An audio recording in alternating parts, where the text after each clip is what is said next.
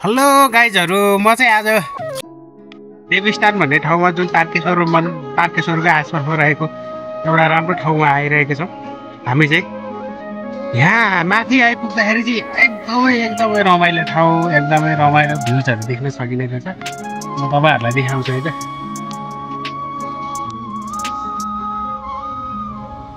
नाबन्धान पारीको army ब्यारेकतिरको भ्यूजहरू, माथितिर घना जङ्गल। यहाँनिर चाहिँ एउटा झन्डा थियो, त्यो झन्डा चाहिँ अहिले अब हावाले झारेको रहेछ, तल लत्रिरहेको छ। यहाँनिर यो बस्ने ठाउँ, पिकनिक स्पोट अनि भिडियो फोटोहरू खिच्नको लागि चाहिँ एकदमै रमणीय ठाउँ रहेछ। हामी आएको बाटो चाहिँ यहाँबाट त्यो सिँढी हुँदै निस्केको। सिँढी चाहिँ पुरै पक्की भइसक्यो छैन, पुरै बनाइसकेको छैन, कतै कतै अझै बाँकी पनि देखियो।